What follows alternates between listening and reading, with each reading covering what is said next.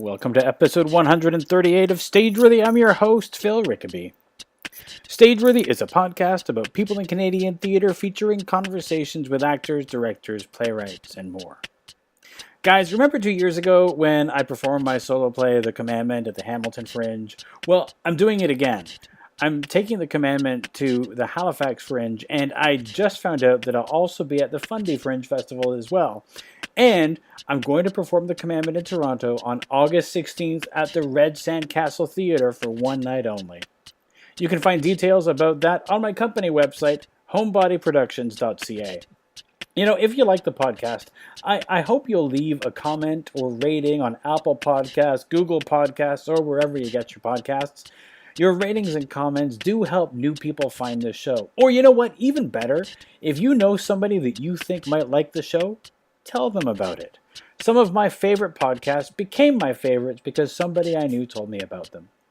If you want to drop me a line, you can find Stageworthy on Facebook, Twitter, and Instagram at StageworthyPod, and you can find the website at stageworthypodcast.com. If you want to drop me a line, you can find me on Twitter and Instagram at Phil Rickaby, and my website is philrickaby.com. My guest this week is Kristi Boulton of Hamilton's The Understudies, who are presenting their improv show Waaaay Off Broadway at the Staircase Theatre in Hamilton as part of the 2018 Hamilton Fringe.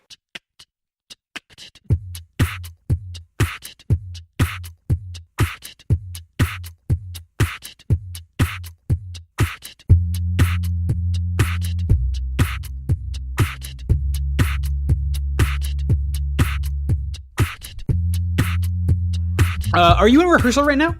No, I'm at home. No, I mean like not right now, but like these days are. Yes, yeah, we are. We're it's hard with improv because like you can have an idea of like what the the beats of the show are just for like the offers and everything that you're gonna get, but you just like run the gauntlet every time you rehearse and just hope that you make some good scenes. I guess your best bet is to just sort of. I mean, I guess that's sort of the question is like when. So you're doing an improvised musical. Mm-hmm. Well, right. It's sort of like that. For the first part of the show, what we're doing is we're getting offers and incorporating songs and music into scene work. So it's all kind of like randomized at the beginning, brought on by different offers from the audience. And then for the last portion of the show, for about the 10 to 15 minute mark, we put on a whole musical so that the audience gets they don't have to sit through an entire long form show, because sometimes that can be, especially with musicals, that can be really a hard sit if it's not going well. So I don't know if you've ever seen Whose Line, but when everybody feels it when there's like a scene that is just like grating. So what we like to do is we'll have our scene build up and do like a whole bunch of different offers so the audience is just more engaged, and then at the end we put on that 10-15 minute musical. So how do you rehearse for this? Well, we meet in Andrew's basement. He's one of the troupe, Andrew Hops. And it's Andrew Hops, Adriana Alfano, Marta Lass, and myself.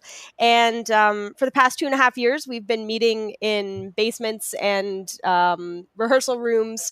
And you just play together and laugh, and you talk about the different goals that you have moving forward, and you talk about what you're trying to achieve during the rehearsal versus for the show. And it's a lot of planning the games and the offers and making sure that there's a nice flow, but really it's just getting together and making stuff up. And the troupe is called the Understudies. Is that right? Yep, the Understudies. And you guys is this your third Fringe? Your third Hamilton Fringe? It is. It's our third Fringe. Nice. It's been a bit of a wild ride. Our first one, they've all been at the Staircase Theatre, #Team Staircase, and they've all been at the Staircase, but we've gotten to progressively bigger rooms, which has been pretty cool. So yeah, third Fringe. What was your first one? What was your first Fringe? What was the show? Well, with the Understudies, the first show was called Act 1, Scene 2, and we took a bunch of different popular media and we would use those as the offers to recreate, nostalgic stuff from childhood, or use offers like Teenage Mutant Ninja Turtles to make a scene, and it was really fun. Last year we did a show that actually we started for around the Valentine's season, and it was called Swipe Right for Love, and it was all about terrible online dating experiences and drawing from that and creating scenes. Okay.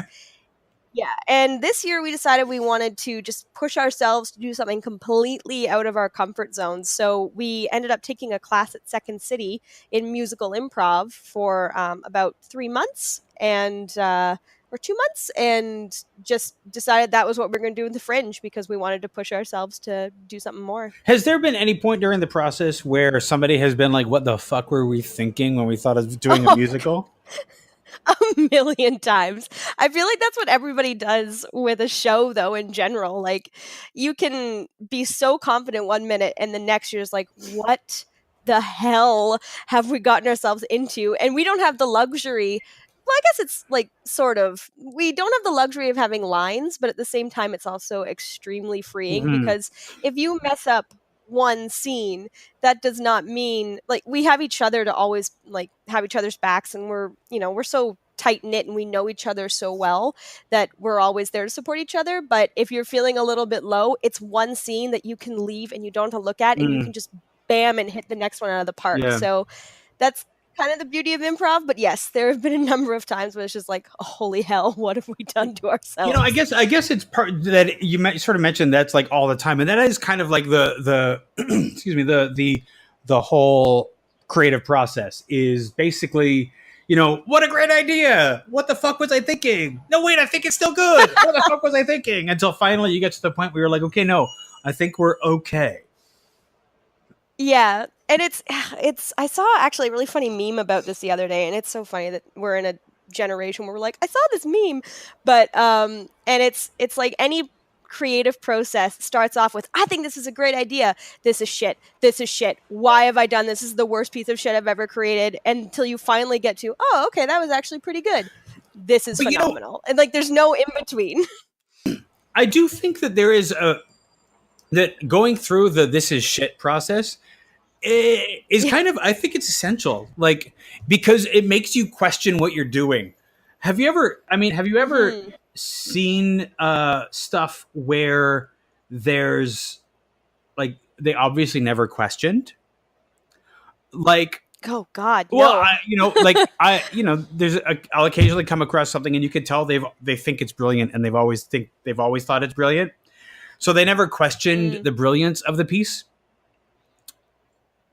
Yeah, I guess, you know what? I have seen a couple shows like that where you go and talk to the cast staffer, but they're always the shows that kind of suffer, because I feel like if you don't question, like what you said, if you don't question if something is good, or if like what you're producing is actually worthwhile, or you're sending like either a message, or you're bringing joy, or doing something that's got a motivation, you're not going to grow. The show's not going to grow. You're not going to grow as a performer or as a creative. So if you don't question it, what's the that point? is the truth. That is the truth. I mean, that like we're both. I think we're both saying, like, it's important to question it. And if you don't, hell yeah, you're kind of missing an essential part of the creative process. A million times. Even though like that whole questioning part may not be pleasant, because it's never just questioning. It's usually just like, why did I think this piece of garbage might be good? It's so funny. This is actually I think it's my 9th Fringe. And a couple years ago, I wrote and produced a production called The Yellow Wallpaper. And in this show, we had this like 8-foot wall of lycra and wood. And I remember putting it up and building it and just thinking, what the fuck was I thinking? Why did I think that this would be a good idea to have this giant of a set at the Hamilton Fringe? Like, I've made a huge mistake, and my whole cast was just like, no, it's fine. I was like, no, why are we doing this? And it made me question everything about the show. And then at the end, people were like, that wall was the best part of the set. Oh my God. And you just kind of sit there and you're like, okay, then maybe okay. So all the 15 pounds I lost of like stress is worth it. I look gaunt. I have a question about that wall. Was that, I mean, for Fringe, when you're putting up a set, like, what was was that a difficult thing to get up every time that you were doing it, or? Yeah, I mean, God, thank God for the Players Guild. They were so sweet to us. They were just like, if you need an extra 10 minutes, you take it. And they're just like such a lovely group Oh my of people. God, so kind at a Fringe. I was like, oh my God, I know. Fringe is like, I remember one time, have you ever performed in the Fringe yourself? Yeah, two summers ago, I had my solo show. The Commandment was at the Hamilton Fringe. Oh yes, I remember totally. Yes, I remember your show. But yeah, there was this one show I was in years and years and years ago, and we had our first audience, and we had this giant set. I don't know what the producers were thinking. It was huge, and we had a pig on wheels, and like all of these giant set pieces. And because we dipped into our performance time putting up the set, they turned on the lights before the show was over and ushered. Oh no! That's like, yeah, it was devastating. That is the Fringe nightmare. Oh my God. Yeah, and you're just like standing there and they're clearing people out and you're like, do I still perform? But no, you can't. You have to take down this giant set and just stop the show. And it was like, it's the kind of thing you're, as an artist, just like, oh my God, my heart, it's breaking. Well, I mean, everything is breaking. At most Fringes, if you go over a little bit the first time, they were like, here's your warning. How far over were you when they did that? Oh my God, I don't know, 10 minutes? Oh shit, 10 minutes. Okay, you deserved it. I'm sorry to say. Yeah. You totally deserved that. You deserved it. Luckily, you know what though? It was my first Fringe and like a bunch of our first Fringes, and the director was so like committed to having this giant set. And like this show, have you ever had a show where it just everything that could possibly go wrong went wrong? Yeah. It was like a domino effect. Like our props broke. This one guy was like late, almost like 15 minutes to the show, and ran on like not in costume, just in his like regular clothes. And there was like a million other things that went wrong. And it's just and you know what? You bounce back from that stuff, and it's such a learning experience that you'll never forget it. You're just like, okay, this is the creative process. I mean, it is the creative process, and it's also Fringe, because nothing makes you think fast in a crisis like Fringe. And also, like, go ahead. Thing, yeah. I was just gonna say that's the same thing with improv, right? Is that it's every moment in improv is a beautiful crisis, because you're constantly like, what's coming next? I have to be so ready. It's like when you get that feeling when the hairs on the back of your neck stand up, and you're just like taut, like your whole body is taut.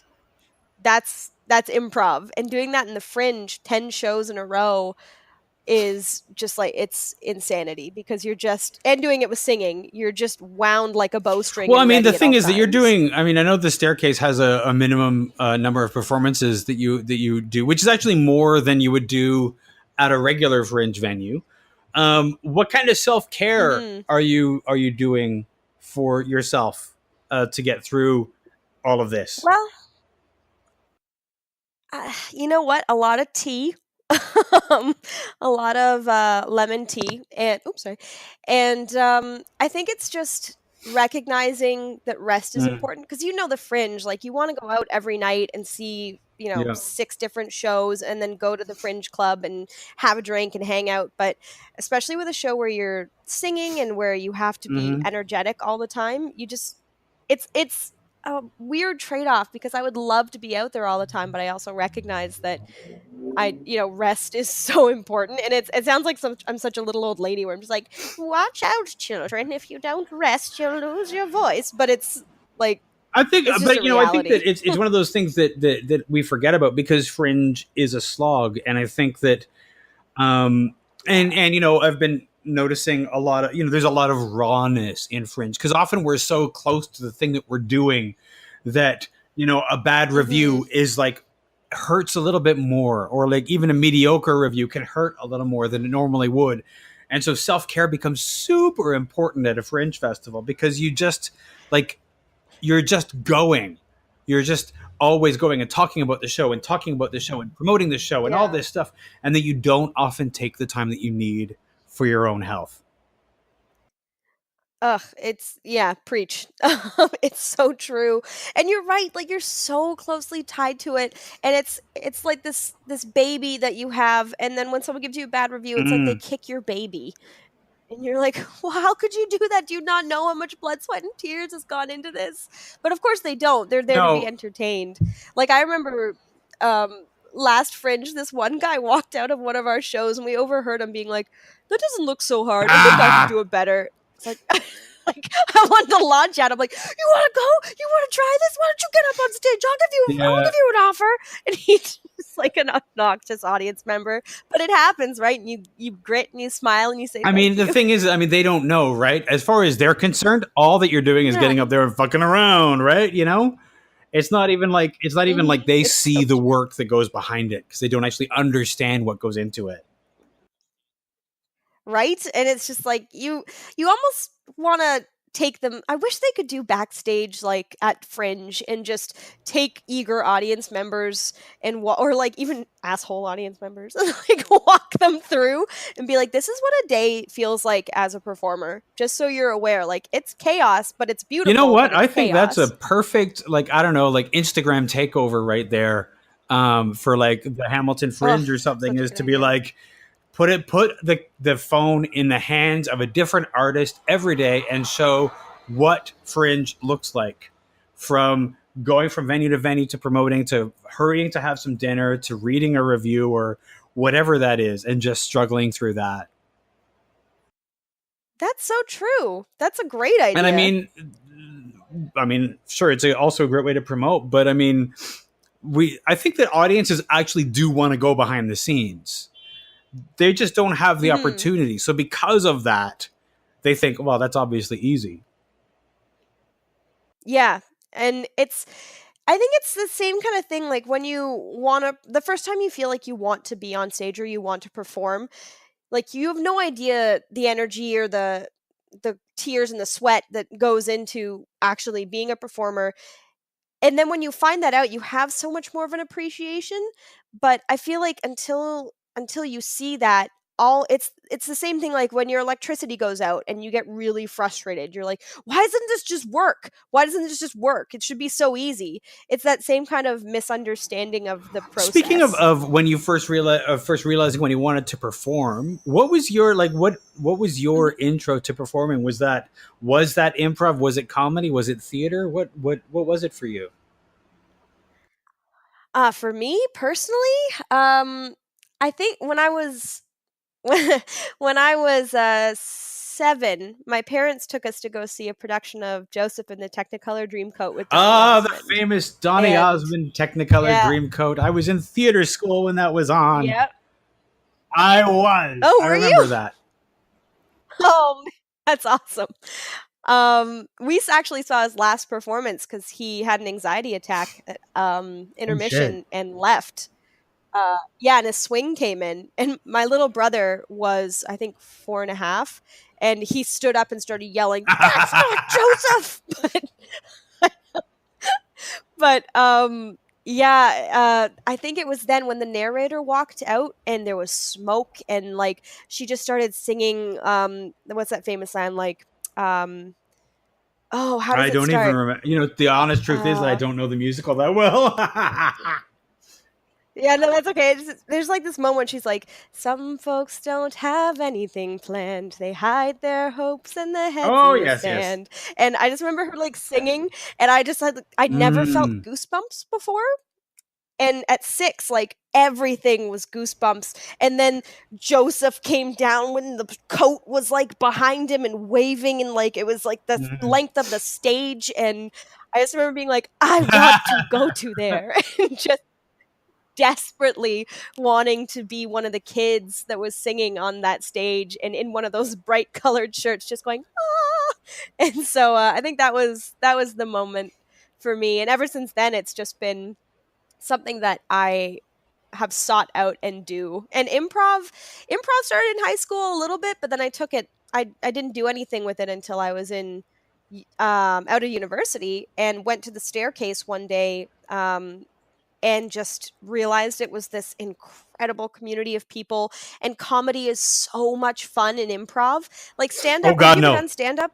Which is funny because I do a Oh solo God. show, but to me that's extremely I was gonna different. say.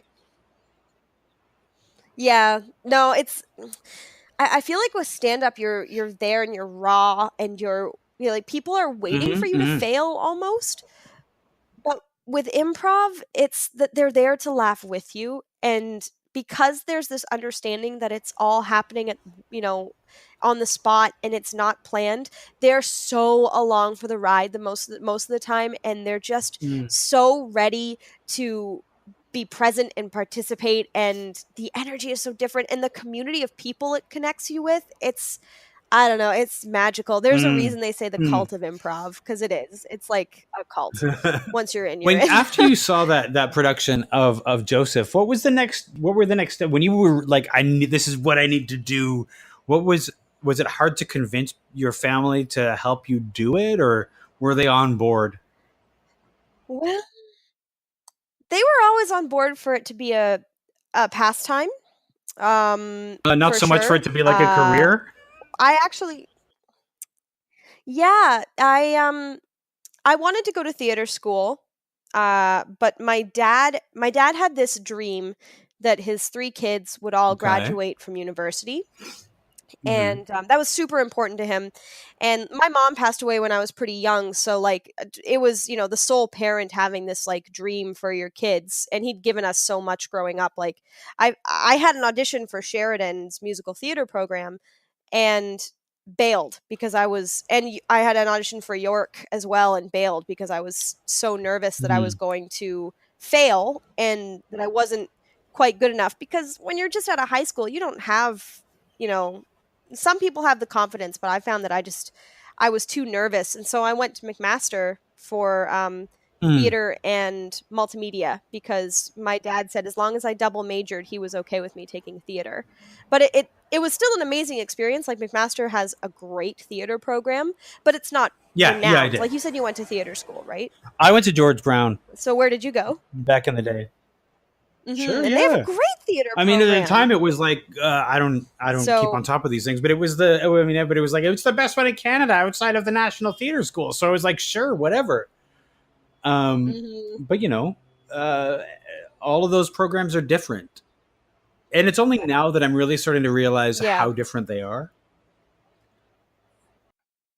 Oh, it's like you can't even compare them. You might learn some of Yeah. the basic formats, but Well, they all have their own it's, different you know, curriculum it's totally and their different. own different way of approaching things. Mhm. So, at what point? I mean, Yeah. you were doing your double But major for theater and multimedia, and at what point did you find? Was it while you were doing that you joined the cult of improv? yeah, it was actually after.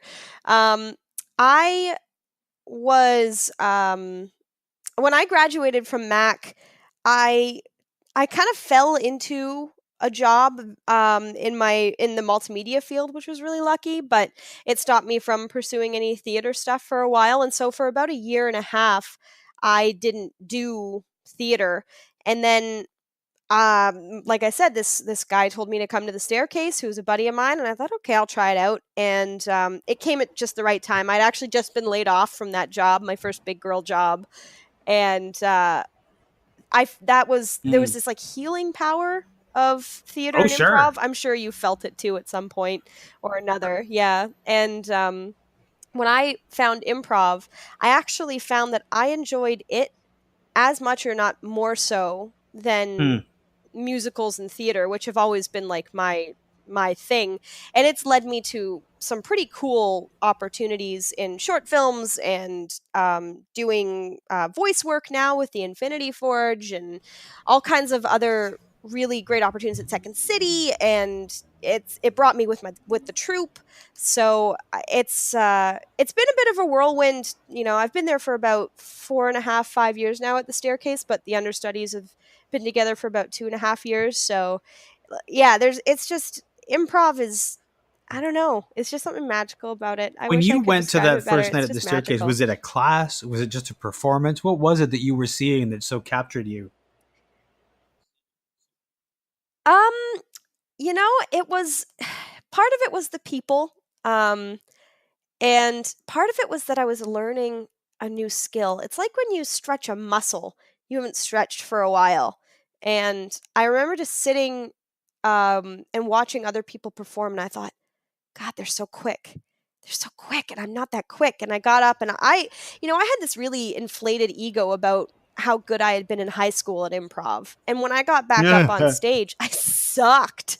I was terrible. I actually got called out by the teacher at the time, and he was like, I get the feeling that you think you're really good at That's this. like not a good opening. That's not And I was that's like, not an opening that you really want to hear the end of.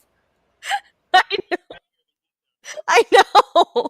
But like he brought me down a notch. He was like, "You have a lot to learn and you've got the basics, but like you got to Mm. you got to check your ego at the door." And being called out like that, you have one of two Mm-hmm. options. One, you never go back there again Yep. because you're either angry or you're embarrassed. Or two, you're like, you're right, I've been an idiot and I need to like be open to learning. And I just remember, even though he'd said that, I still felt really welcomed and warm. And it, again, I mean, anyone who's seen improv can understand that it's, what's the word? It's like all encompassing. You're just watching it and you can't figure out how they come up with their ideas. And half the time you're laughing, and the other half you're like, how did you do that? Even as a performer who's been doing it now for, like I said, 4.5, 5 years, you watch people and you're like, oh my God, how did you come up with that? But I mean, yeah. but it is a muscle, right? So the longer you do it, the better you get. Even some people might, 4 years, some people might be like, oh, you really don't hit your stride until you've been doing it for 10 years or whatever. I don't even know if that's a thing they say, but Yeah, no, it's true though. I mean, you always I don't know, you've probably felt this, that glass ceiling that you hit when you've like feel like you've maybe done all of you can, but you have to break through it. And so that's why the four of us decided to go to Second City to try out the musical improv, because Mart is well, he's been doing improv now for 15, 16 years at the Staircase, and he's definitely the most seasoned, and he's so strong. And Adriana and I had started almost at the exact same time as each other, and we were both we threw ourselves into it. Adriana actually did so many like she was there as much as she could be. I was about half the time as she was there, and she just was like a phoenix. She just exploded into the improv scene. And Andrew came a few years later after he'd been teaching at Second City. He'd been teaching French improv. And so when we were all at the Staircase, Mart was the most seasoned, but like Andrew, Adrian, and I were still just discovering what our strengths were and what our preferences were, what our characters were. And then we all realized after we'd been a troupe for about 2 years that we wanted to do something different, because you stretch that muscle and you work it out and you feel really good, but then you think, well, what's next? What do I do? What do I keep doing to keep learning? Because if you don't keep learning, you get, yeah. I guess, sedentary in your craft. And that's why we chose music, because Mart had never done musical improv and the three of us had never done it, and we all thought it would be a way to learn and stretch and magnify what we could do. And it's a really cool, like, I'm not gonna lie, it's a cool talent to be able to make up songs on the spot. I used to watch Wayne Brady and just be like, how are you so good? Like, he was amazing. And I think that we all just really wanted to try something where we could push ourselves to have a challenge that was both achievable but would Do also you let remember what the you moment was when discover you something when you new. realized that you'd hit that ceiling where you had to shake things up? Um, I think for me, I can't speak for the other three, but I think for me, I started teaching at the Staircase and was getting a lot of joy from teaching. And I would come to the classes on the Tuesday nights that they have advanced classes out at the staircase for invited improvisers, and I was getting something from the classes, but I didn't feel like I was contributing anymore because I was just doing the same old thing, and I found myself going home, and I often come home after a class and think about the scenes that I did and the characters I did and take apart why I did that and whatnot, as much as any other improviser can. And I just realized I wasn't pushing myself. I was just resting on my laurels, and so we created the understudies, and as a way to like perform more and actually get on stage and across the boards. And I went to a Second City show a couple, I guess a year ago now, and just was watching the caliber of improv and thought, I'm not here yet. I want to be here. And then the four of us just started talking, and music was the next step. It was the next thing that none of us had done, and we just all kind of knew that we needed something different, something more. And the staircase has since like started doing some pretty amazing stuff. They have this new program called Wildcard Wednesdays, and it's a different class each week focusing on different things. And they still have their Tuesday advanced and their Monday boot camps. But I think the four of us have all felt the growing pains of discovering this new thing. And it's been hard. I mean, I'm sure you can empathize whenever you start something new. Again, it's that ego check. It's like when I started improv, 4 or 5 years ago, you gotta really check yourself, check your ego, and be open to not panicking when you're learning. Because I flight or fight. When I get nervous, and I find that this whole process it teaches you a lot about yourself as a performer, but a lot about yourself as a person. And that's something that improv does too, because it's reactionary. And when you find yourself reacting negatively, Well, you got to go home certainly and ask true, yourself and I think what that pushed you to that it's point. So when you mentioned the when you start to feel like you get to a certain point and you can be doing the same thing, but a lot of people they're doing the same thing and they figure they're good at that, and so they might not push themselves any further because it's really comfortable, because trying new things is uncomfortable. Mm-hmm. And it's scary, It's so true. But oh yeah, absolutely. But don't you get the thrill of that? I feel like, yeah, I love that. I feel like you get that. It's that moment when it's terrifying to realize that you're not I guess this is kind of a negative way of putting it, but it's not negative. It's to realize that you're not as good as you thought you were. But that's important. It's like when you have a bit of a self-discovery moment. Like if you've been performing for a long time and you think, I am so good at this, and then you go and watch someone like Shauna McKenna at Stratford, and you're like, I suck at this. Oh my God, I'll never be as good as her. But at the same time,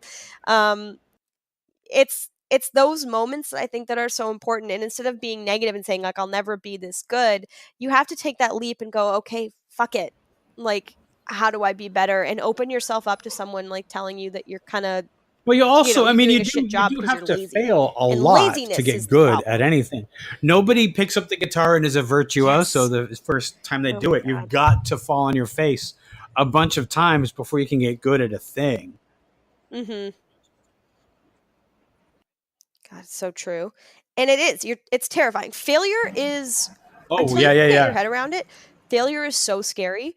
But I think, and we talk about this with improv all the time, it's that failure is important.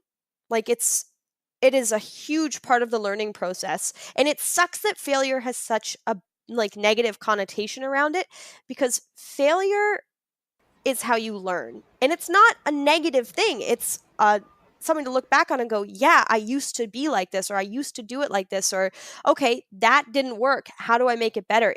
Well, that's the thing. Fail, I mean, how do you you know, learn? here's You'll never know. old man Phil. There's a whole generation of kids who are like now, being insulated from failure, and so they're not really learning the lessons that failure Which is so teaches. wrong. And they don't quite know how to deal with it. Like, if you've never if you never had to fail when you were a kid, when you fail in university, that's a massive thing.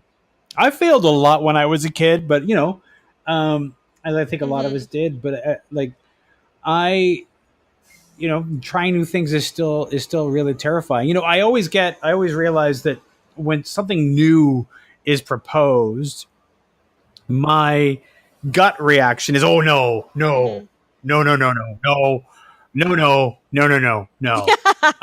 Yeah. And that's it's at that point that if I realize that I'm doing it, I have to go almost immediately from that to, oh yes, no, I know what this is. I know what this is. This is lizard brain afraid of change, and be like, well, okay, if we're afraid of change, there's a reason for it. So yes, but that's such a hard switch to make. Yeah. Well, nobody wants to fail, because failure is, like you said, it's scary. But I feel like you're right. There's the sheltering aspect doesn't help anybody. And if you can't No, pick yourself absolutely. up, how far away is the ground? You'll never know. But yeah, no, So I agree with you. what have Like, that's been the things that you've learned from failure while you've been working on this show, which is called, is it Way Off Broadway? Is that how you would say it?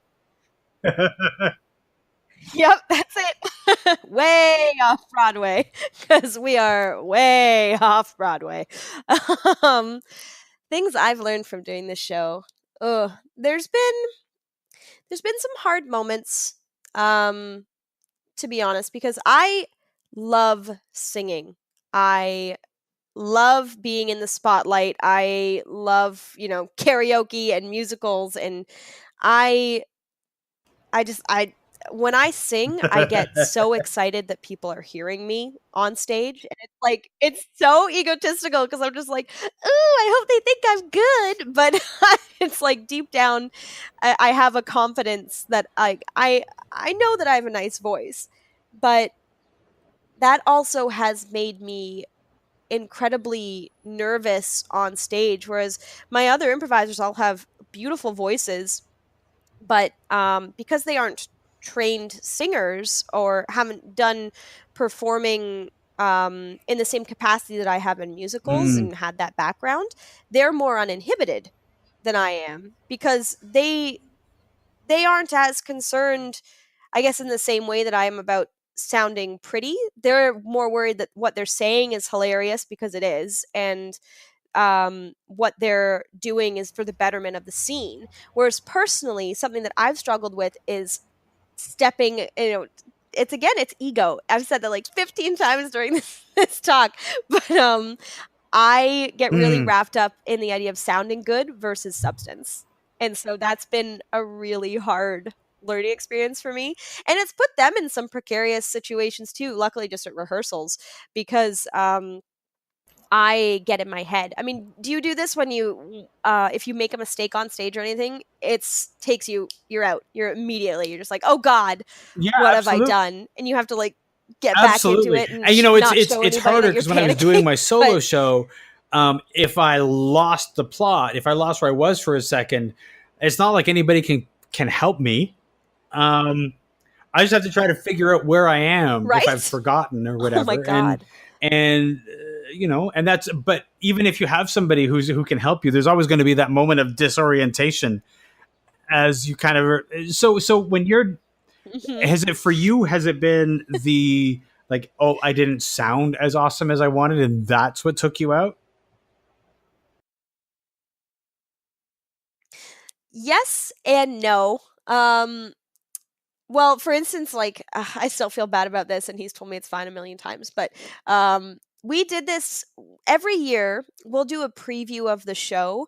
So we'll put on the production that we're going to be showing for the Fringe about 2 months ahead of time, just to like test it out, make sure there's no kinks. And if there are, we work them out. We get feedback from the audience and from our friends and peers, and they tell us what needs working and twerking, so that when we come to the Fringe, we have a really strong production. So we did this back in May, and I had a panic moment on stage, which very rarely happens to me when I'm playing with the understudies because I trust them all so much. But we were doing this game that I was really not comfortable with that we've since cut from the show because I panicked. But it's called Irish Drinking Song. Do you know it? Oh, geez, yes. It's the one where it's like, Yep. oh, I-dee, die-dee, die-dee, die-dee, die-dee, die-dee, die. And it was going so fast that, and I was so wrapped up in my head about what my line was going to be because I had to like come up with something that rhymed with, or that kept with the story and rhymed. And I was uncomfortable with the game, but I hadn't admitted it to myself. And then I was standing next to Andrew, and Andrew did his chorus, and I did not hear it. I was just so wrapped up in my head. Time like glitched, and I didn't realize that he had finished. And so when it came to my turn, I panicked, looked at Andrew and went, "Why are you looking at me? It's your turn," in front of the whole audience. And I put him on the spot, and he knew that he'd sung, but he was so courteous that he just did it again. And I was devastated. I'm still devastated that I did that. And I feel like that was a big learning curve for me because I kept thinking I was in my head because I was so desperate to be funny, to sound good, to make sure that I was following a story and doing all these things, that I wasn't being a team player. I was being very insular and very selfish. And it was a necessary wake-up call because when you're doing improv, you have to trust each other. You have to be able to rely on each other. And when you're in a situation where you don't necessarily feel comfortable with your other teammate, you're both putting everybody at risk. Or like you're putting your team at risk if you're the one who's uncomfortable. So I just was devastated. I was like, oh my God. And that's something I've been learning is how to, and this is the thing, like you can do something for years and years and years and then discover that you have like something deep inside of you that you still need to fix to make yourself better. And my thing is that I tend to get so in my head I don't even hear people talking. And it's rare. How long, but when it how happens, long after you did that did you realize that he had like gone? Cringeworthy.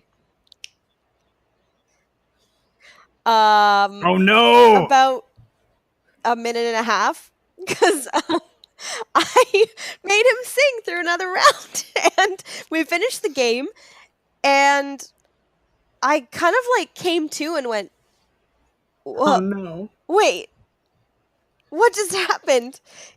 And I went to Mart and I was like, did Andrew sing twice? Oh. He goes, yeah, because you panicked. And I was like, oh my God. And he was like super sweet about it, obviously, because we're all friends. But I was devastated.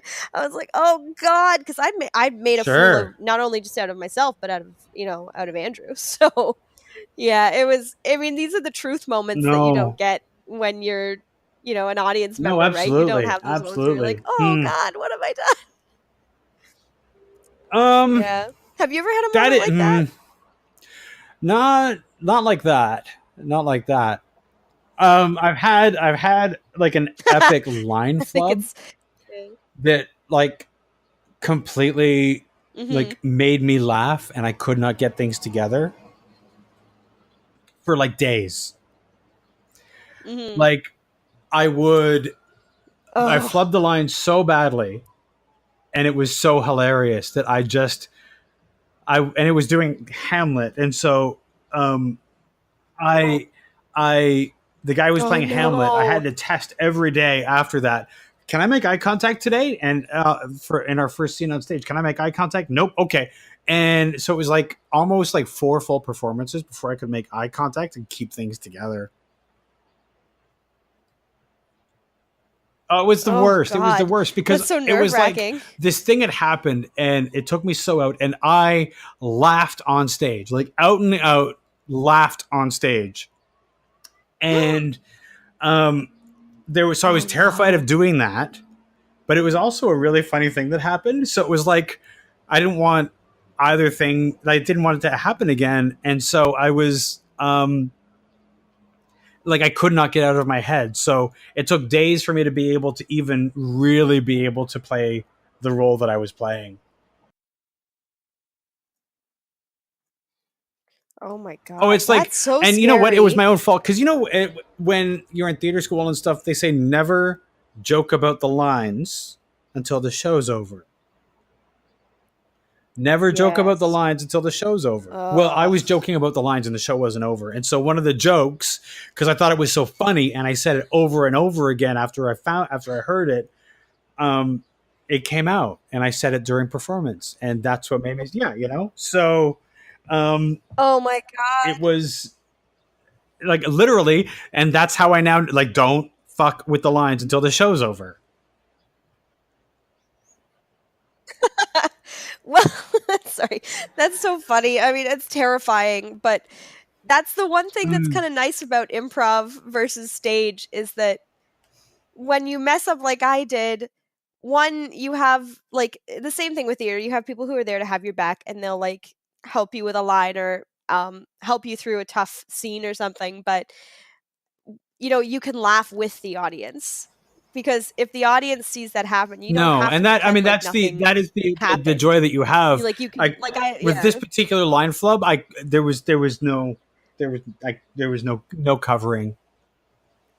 No, but Not with Shakespeare, but it no. And I can fit imagine with if, the like, meter. It was like slapped it, so like it worked, but it was like because I laughed, Yeah. I couldn't get away with it.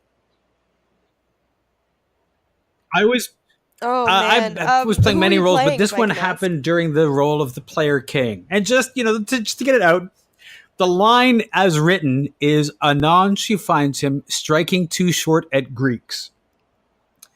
Stage manager at the time thought the crew would like do these little ridiculous cartoons, and they thought that it would like that the player king like beating up on too short Greeks was hilarious. And so they told me, and I said, wouldn't it be funny if I said that? Anon she finds him striking at too short Greeks. And so I did. Oh So no. yeah. Oh no. Yeah. Oh no. I just laughed because I was in a production of Hamlet when I was at McMaster. It was called Hamlet's Dorm, and it was actually like really cool. It was Hamlet, but we just taken out some of the text and made it so it was 6 different people representing Hamlet's psyche, and set in a more modern environment. But I do remember that scene, and Hamlet is just not. There's no comedy really in Hamlet. There's like brief moments with Rosencrantz and Guildenstern, but I can imagine if you're just on stage. And Oh my laughed out god! loud, Like, the and terror. the thing is that The that role terror is that supposed to would've, be like- so Oh my god! important and sedate and serious, and I fucked it up. I fucked it up huge. And Yeah. the thing is that everybody on stage was laughing too, which didn't help. No, but of course. Oh, But it was like, God, 'cause they're all in on it. I think it was the worst because I laughed. Everybody else probably could have got away with it, but anyway. So like when you fuck up like that, and Oh no. you can like you suddenly get so in your head that it's like people talk about the times that Olivier, not that I'm comparing myself to him, but that he would would get stage fright, or he would like go through these phases where he'd be afraid of losing his lines, and so he'd be like, nobody talk to me. He'd be so in his head that he was afraid of losing his line. Yeah. And it's when you're in your head and you're worried about it that's when that sort of thing happens. And I think that's kind of what happened to you in that game, is you got way into your head. Oh my god. Like I wish I could say that I'd had it. Usually I have the poise to recover. And 99% of the time I can recover. But like even recently, we were doing a show and I had food poisoning, and instead of like recognizing that I had food poisoning and taking a bit of a back seat, I threw myself into a scene and just created this really obnoxious character that wasn't good for anybody, and the scene suffered for it because I didn't recognize, again, this is something you have to learn, right? I didn't recognize that I should have just let my team take the lead. And now I've learned that forever. And it wasn't like it was the worst scene ever. The Understudies, I'm so grateful to say, have always put on phenomenal shows. Like, we've always had really great feedback. I've had maybe 2 shows with them that I think the four of us can agree were like mediocre, but they were still good because we're strong improvisers. I feel very confident saying that. We're very strong. The 4 of us work really well together. But it is in those moments when you have to like take a second and think about what you've done and how it's affected others. It's not even about how they've, if there's a situation where they've affected you, it's about how you affect them. And in something like improv, because you work so closely together, you have to be aware of what you're doing and how it's like affecting your team. And those learning experiences are fucking hard. They're hard, but they bleed into every other part of your life. Like, I'm sure with this, like, now, like, you don't joke about the line, but at the same time, that's followed you since that happened. Yeah. Yeah. And like, you're better for it, but there's always still that like little bit of you're conscious. I'm totally conscious of it. And I'm totally conscious of like, if I hear other people fucking with lines, I'm like, let me tell you a little story about what happens when you fuck with the line before the show's over. Yeah, and it's so true. Like, I do the same thing now. When I was teaching, I taught a workshop series at the Staircase about a month ago, and I had this phenomenal group of performers, both new and advanced, and I used a lot of like those terror moments that you hope that they don't have to go through, so that you learn from, and you can like tell them through your like fragile wisdom. You're just like, I did this thing. And I mean, don't do well, this on thing. the other hand, telling people not to do a thing is never going to sink in as much as when they do the thing.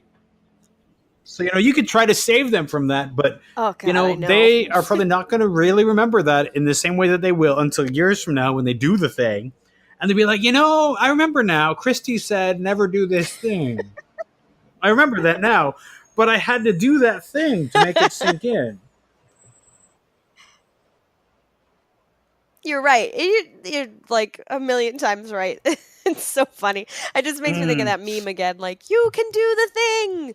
But it's God. And that's the power of theater, right? Is that it doesn't matter if someone tells you, and it's going back to theater school, you can try a million things and listen to your professors and listen to professionals and do all of the all of the work, but until you're actually doing it, you'll never be able to experience what that exhilaration is, what that fear is. No, and it's funny because, when I was in theater school, they used to say, eventually you will understand everything that I'm trying to tell you right now. You won't right now. And I was like, listen, you fucking old man, what are you talking about with that shit? Just don't give me that. Just tell me what I need to know. Don't go through all of this rigmarole and one day you'll understand. And then one day I understood.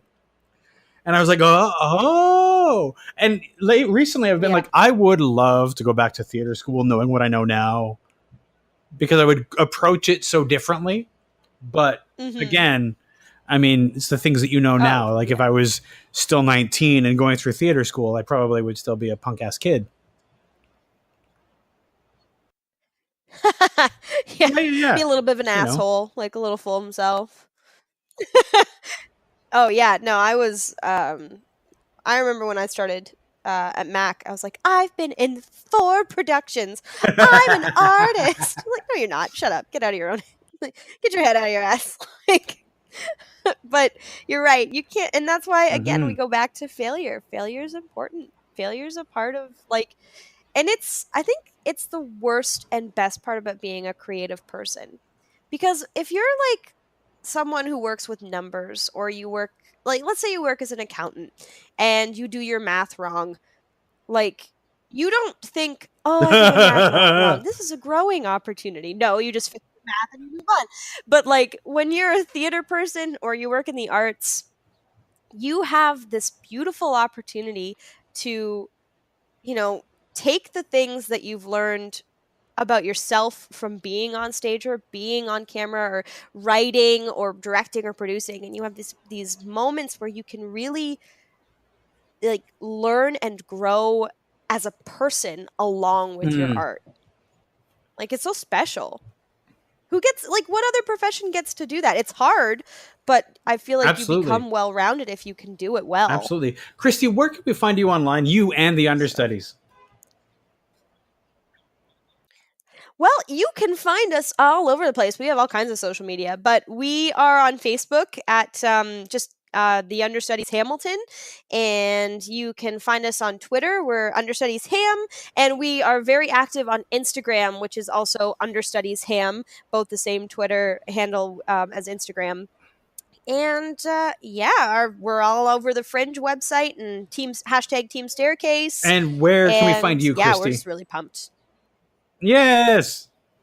On the internet. Do you have your own Twitter, Instagram that you want to share?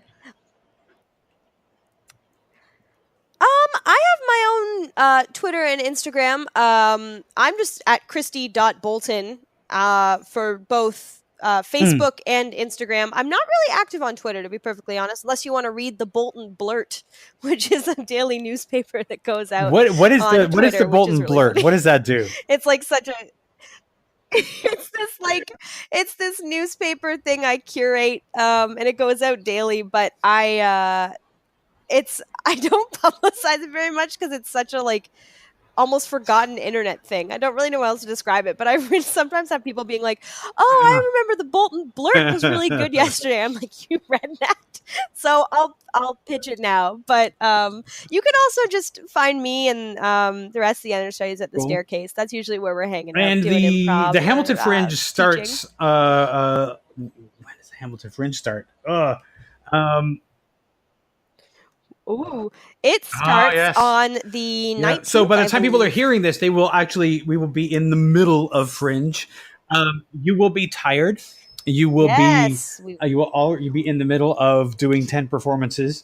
I hope that you're hydrated and caffeinated, and that you're having a good Fringe. Thank you.